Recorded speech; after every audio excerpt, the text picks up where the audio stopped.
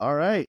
Hello, everybody. Thank you all for making the time to join from two separate locations. We are thrilled to have you guys at our inaugural set of events. It's so fun to start this process, and it was amazing to see who responded. And when you guys accepted our invitation, we were really, really excited because I love our lunches that we haven't had in a couple of years. That was a ton of fun. I remember that experience. And we just have a lot of respect for your presence in the industry and the events that you put out. So thanks for joining me today. We're so honored. We were so honored you reached out. And this is, like I've said, this is our first speaking engagement being part of something like this. So we're very excited. Cool. Thank you so much. Well, good. Well, I'd like to introduce you to the world that, if there's anybody left that doesn't know you, we'd like to reach them today. So I'll start kind of one at a time, and I'd love to hear your individual stories of how you came into the industry and then how you guys came together. And then we'll talk a little bit about maybe some projects or what you're looking forward to at Kiran Leigh and maybe just in the industry. Does that sound good? Love it. All right. Chelsea, tell us about yourself and how you got started in the industry. Oh gosh, I started in the industry in 2011. I interviewed at another planning company in Houston for an internship. And I got the kind of bug in my ear about planning weddings. I was in a sorority in college. When I graduated, my mom was turning 50 that year. So I planned her 50th birthday party and kind of was like, oh, this is something that I could do for a living and make a career out of it. Didn't really know anything about the industry before then. I graduated with a business degree, so I didn't really specialize in anything in particular, and my path just kind of led me there. So I planned my mom's party and was like, okay, let's give this a shot. I was working in the oil and gas industry in Houston, for a very brief, small stint. I've kind of blacked out that part of my life. But so I interviewed for a planning company in Houston. Actually, Natalie was working at that planning company and was part of the interview for me at the time. So that kind of started our immediate connection. And we worked together there I was there, I think, 9 years, Natalie, 12. And that started our journey together. Very cool. So sorority parties are apparently is the way to get started these days because this is the second interview. Really? Oh, Yeah, that's so yeah, yeah. funny. Well, planning a party is planning a party, I suppose. And Yeah. sororities like to throw good parties. Yeah. What sorority were you in? I was a Zeta. All right. Cool. Good stuff. I was a SIG up at A&M. We want the world to know about Greek life, I guess. Maybe not. Awesome. Natalie, tell me about how you got started in the industry. Same almost. I was the recruitment chairman for my sorority in college, and I absolutely loved putting together, the 4 events with 1,000 girls coming through your door in 4 days, and got such a thrill of planning that. And I thought, I want to be an event planner without even really knowing what that was outside of what I thought Samantha Jones did on Sex and the City. Graduated college, came back home, and applied to be an intern at the company that I met Chelsea at, and was there for 12 or 13 years. And I absolutely fell in love, and, that's found my career path. That's So awesome. Chelsea and I left and founded Kiran Leigh on our own. I love it. Yeah. I love it. The business name is so great. And I know, tell us about the story about where the business name came from. Well, it's our middle names. I am Chelsea Leigh and Natalie is Natalie Kiran. And we kind of toyed for a while with the business name and what we wanted it to stand for. And ultimately, we wanted it to be us. We are the brand, and that made the most sense as the true kind of story of how we got there. So it's us. That's awesome. I'm glad your middle names, maybe weren't like a. I'm going to offend somebody if I bring a name in here. Somebody's watching with. It doesn't matter. That's a great name. That's what I wanted to emphasize. So you guys met at an organization in Houston, and what was that experience like when you guys started to, what were some things that drew you to each other? Natalie, what's something that maybe working with Chelsea or just being around her, you were like, I really admire this quality about her. This is not therapy, by the way. So if you want to, but it can be. Her calming presence. Okay. I tend to be like think think we said it the other day, I'm very childlike in a I feel like a good way, but like just like always just happy, and not that she's not happy, but I feel like I get very over like stimulated, and she just like, let's just be back here. And so we're a good balance for each other of just when to be here and here and can meet in the middle. That's so gracious because Dana said she admired that about me, and she said I was 5'11" of volume. I didn't really like that, so that's a much more gracious way to explain that quality. Kelsey, what's something that drew you to Natalie, and as a friend, or one thing maybe that you recognize as a potential business partner that you were like, this is a person that I really want to invest in. Well, we were immediate friends. Like the chemistry that we have together was when we met and when we were started working together, it was never immediately like, oh my gosh, we will eventually go into business together. It was just kind of this natural like growth and build of a friendship with that, which I think set us up for success when the business discussions begin to come. One of the things I love about Natalie is she's such a people person. Not that I'm not, but she is just, like she said, she's just in this childlike land of just like everybody is wonderful and we love everybody, and it's a beautiful thing. And where I'm much more reserved and kind of can focus in on specific things, she kind of scales back and like bigger picture maybe is the best way to put it. That's awesome. Those are great complementary skill sets. That's really cool. I love it. So, what are you guys excited about right now in the industry, or do you have a particular project that you are just really excited about leaning into? I love just how much the industry is like grown and like accepting different, like just being different, like that anything goes kind of.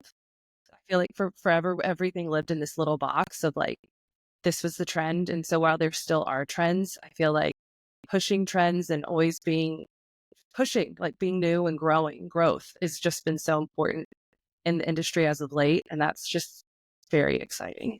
See. That's awesome. Yeah.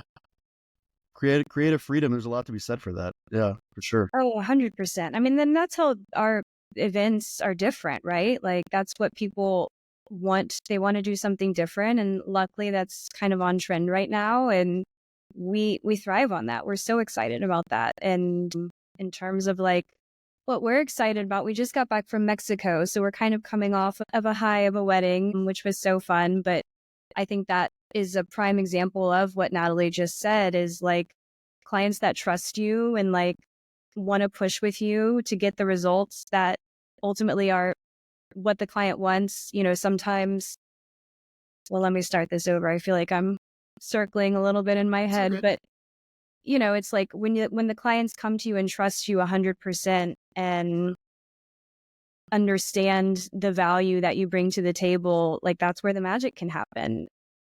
We're, just coming off of this event in Mexico was very exciting because it was kind of full circle with all of those elements Yeah. involved.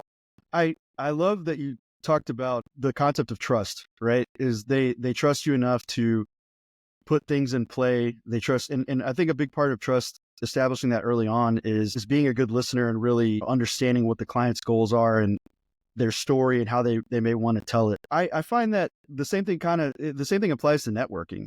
I think is if it's just me presenting my side of the table to the client, it's that much harder to build trust because maybe they feel sold versus accepted into like a collaborative project. Would you guys agree with that statement? Natalie, what are your thoughts on that? Yeah. I think people want that genuine connection, and they want to feel like they part of something. I'm gonna ask you to ask the question again. Yeah, no problem. No, but that's a great answer. You're right. I think so. The question basically was what establishing trust looks like, and we were talking about it from like vendor to client, and we, from ITC, we really want to focus on networking and just trust in general in a broader sense. And so the question really was, what are some elements that you use to create trust, not just with clients, but maybe just out in the industry when you're making new relationships? I think that I'll step in. I think that being authentic to who you are and who your brand is establishes trust. I think that if you're showing up in a different way that maybe you feel like people want you to be or expect you to be, and it's not being authentic to who you are, doesn't really, it's sending like different messages. So Yeah. being authentic, I think, is a great way to kind of set that tone of, this is who I am. This is what my brand is. This is what we love. This is what we do. Kind of take it or leave it almost. And that was one thing that we walked away with when we all were able to get together several years ago is, you guys did that naturally, right? So there was never a sense of being in a business meeting. It really didn't feel like that, right? We all got together to have lunch. Hopefully you guys remember this. Hopefully you're like, we have met before, right? This is true. Yes. Um, but that's so, Natalie, one thing I would praise you on is like, you just have a ability to connect naturally. And I think some people have that, and some people who are introverted extroverts have to kind of figure out, like the what that looks like and what we may want it to look like. So if it's hard to answer that question, it's probably because you just do it naturally, Natalie. I think that's probably what happened there. You're like, yes, the answer is yes. Hey, out and you be yourself. You're genuine. Yeah.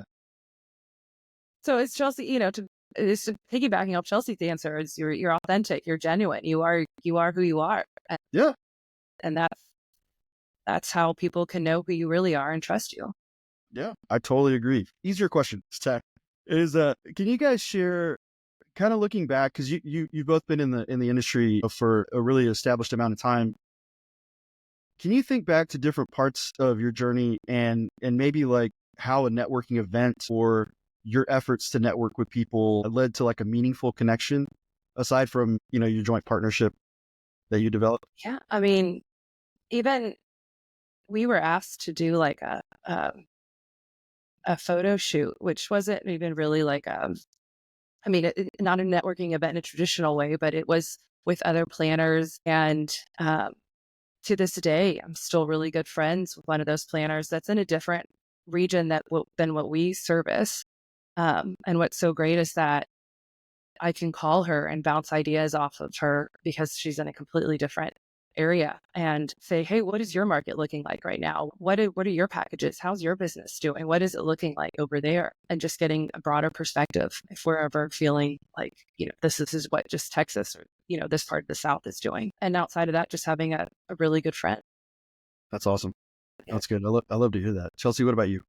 Yeah, I think that it's in these smaller settings that bring people together is, again, it goes back to like connection and authenticity, that you're really able to form these bonds with other people in the industry. One that comes to mind last year I did with a group in Chicago, and it was, I can't remember how many, maybe 15 people from kind of all over. And you're really able to just like connect one-on-one and not feel like you're at these large conferences, which also serve their purpose. But in terms of like making real connections with people, I think that anything that you can do to kind of get together in smaller groups has huge payoffs. For sure. What are some ways that people have approached you to network? Has there been a time when somebody's made that effort to you and you're like, I really appreciate the way that they did that, versus somebody sending you a random coffee mug in the mail and you're like, why am I getting this? This is different.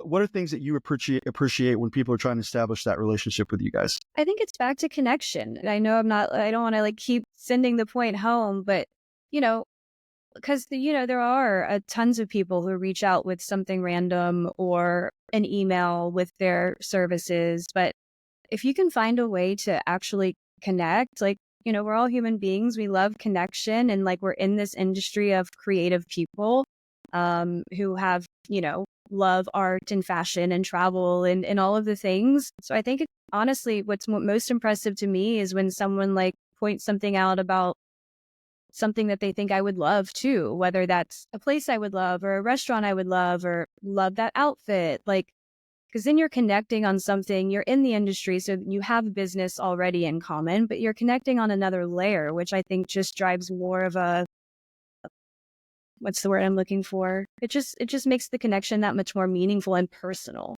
Yeah, for sure. Natalie, has anybody stuck out to you and reached out to you where you were like, wow, I really like whether it's the way they sent an email or approaching you at an event or something like that? I mean, I would say I think it's similar when we at these events when you can connect on those personal levels. Like it's so, for me, it's, I have kids and if they have kids and talking about that, or like Chelsea said, going out to eat or places you've traveled together. Recently we were at a smaller industry event and someone had been to Russia, and that's not a common thing, and just that instant connection, and just all of a sudden she was like, I knew we'd be best friends, and yeah, I can't wait to see her again soon. And so it's just those talking about the industry, but then also really finding out about them on a personal level. And it can't always just be about work talk too. And so just kind of weaving that in and out of the conversations and really getting to know them, their genuine selves is super important.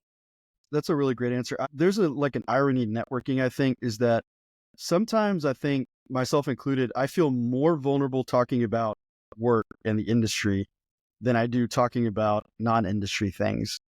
Does that make sense? Like, whereas I think for people that are maybe just getting into the industry, the thought might be like, I don't want to intrude on their personal life. Like, I don't want to seem like a stalker or anything like that. Sometimes the opposite is true, is those are the easier things to start a conversation with someone. And I think it might go back to the emphasis on connection and being yourself. It's just, that's really like a fundamental thing with these networking events is, you're in the right place, you're in the right room, trust yourself to make that connection. As the father of a toddler, you can open a conversation with me about Mrs. Rachel and we will get along just fine. Everything will be okay. How about maintaining relationships? Like, once you've mentioned, each of you have mentioned friends that you've made at industry events or networking events.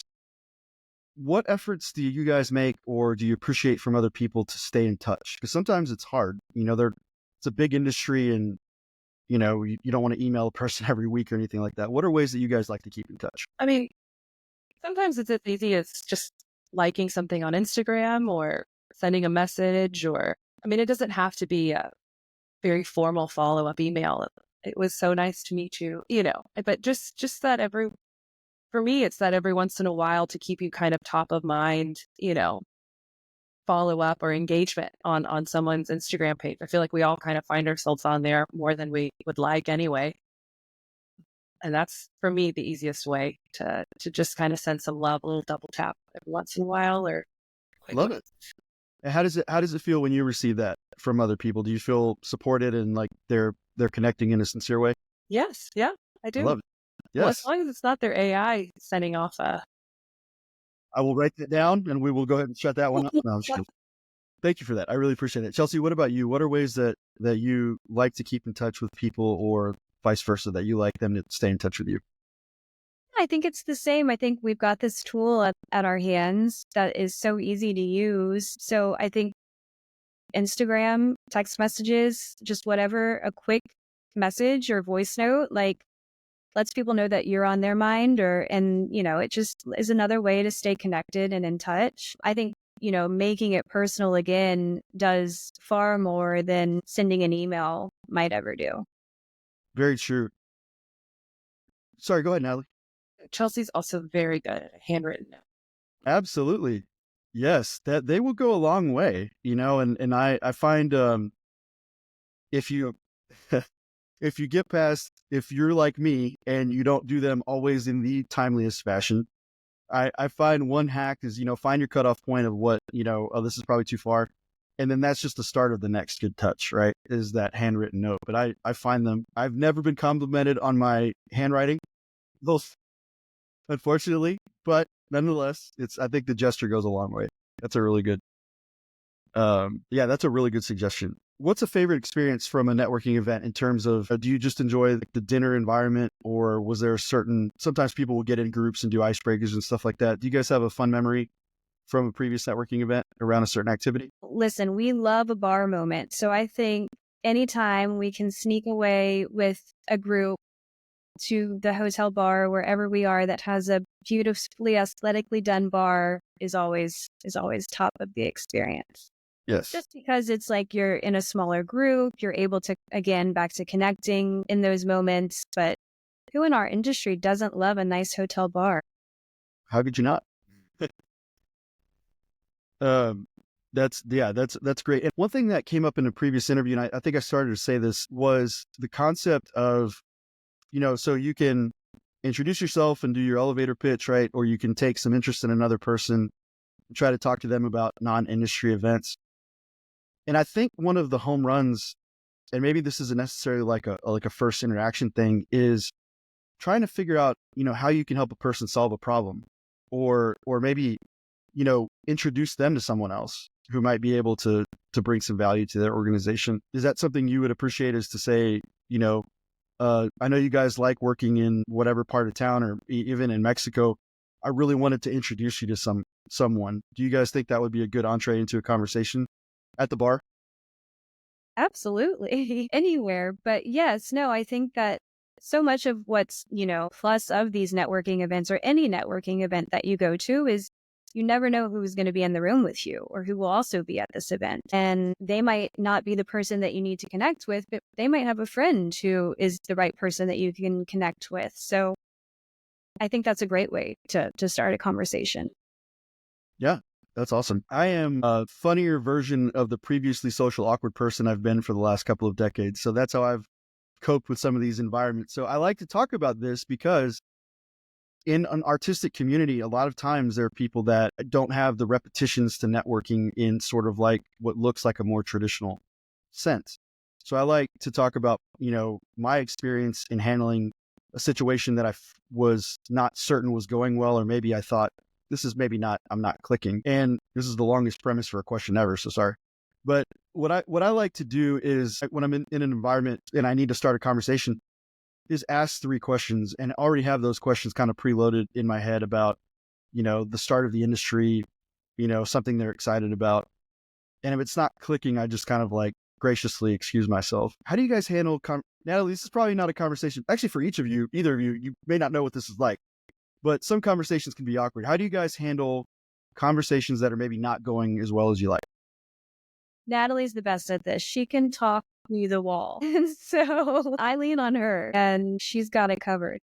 No, you just have to find that smallest little, I don't know, find a piece of jewelry on them or a pin or whatever it is. And you just ask about, you just divert and change the topic if you can tell it's going in a strange place, and just try to make that person feel comfortable. And so have them talk about something that you can visibly see that they're maybe interested in. Maybe that'll help them, and try to move the conversation and keep it going. That's such a good tip, is when it's kind of like, well, I don't know what the next thing to say is, because I think you're able to create a genuine connection. They made that choice to have that Mhm. stylistic piece, and then that opens them back up. So I think that's a great piece of advice. I will be stealing that. Yeah, that's okay. How do you guys recharge? It's been a tough couple of years for a lot of people. I don't know if it's been the case for you guys, but like, how do you guys recharge and find the strength to press on with your visions in the industry? I would say travel is always the best way for me because it's so inspiring in and of itself. So it's a nice, obviously, break and relaxation mode, but it's so inspiring. It brings more inspiration to future events, and that always gets excited. You're always excited when you're re-inspired for something. So I would say travel for me, but I also love a spa. Spa day is for me, 100%. Ellie, I'd say travel as well. Just hang out with my family. My girls are fabulous and make me giggle, and hanging out at home on Sundays. My husband cooks, and just relaxing. that sounds like a perfect way to recharge after a wedding weekend, especially, right? Yeah. Yes. Yeah. How do you guys do you have any things that you like to do to prepare before going into a social event? I know some people like to make sure that they're, you know, nice and loose beforehand. They might go to the spa before, or just, I like to get a haircut. That's the thing that makes me feel the most confident before going into a new environment. What are some things that you guys like to do before attending a networking event? I don't know. I mean, yes, the outfit is important. Feel your best, research, get to know people that you might want to kind of connect with, and back to like the personal level, find something that you might be able to connect with them on. Um, and I would say we always like to have a cocktail before we go down and do any networking as well. I love You it. know, What's the preferred cocktail? Do you each have one? I'm a gin martini drinker. Love it. Good, Natalie, solid classic. I too. I mean, yes, gin martini, Aperol spritz. Nice. I'm trying to help people out here so that way they're just bringing you cocktails up the first time they meet at the event. So try to set everybody up for success, I guess. That's all great advice. What else do we need to know about Kiran and Leigh besides the wonderful middle names? We just like to have fun. I think we just ultimately like to have fun. And, I think that, which I'm sure you can tell from our pre-event cocktails, that might be the case. But, there's nothing stuffy or stiff, like just being us and meeting new people and expanding our network. Love it. Natalie, were you gonna say something? We love meeting new people and we love, like, I think one of the things that when we set out, our intentions of Kiran and Leigh was really to grow, and not just as much as we love being Texas gals, but to like meet as many and every new person we possibly can in this industry and see all that it has to offer. And so these networking events have been so great for us to do. That's awesome. One of the things that I think is awesome is when you feel a little bit intimidated to meet someone, and then you spend that few minutes with them, and you're like, "Oh, that was just a regular fun conversation. It wasn't that hard to break that barrier to introduce myself."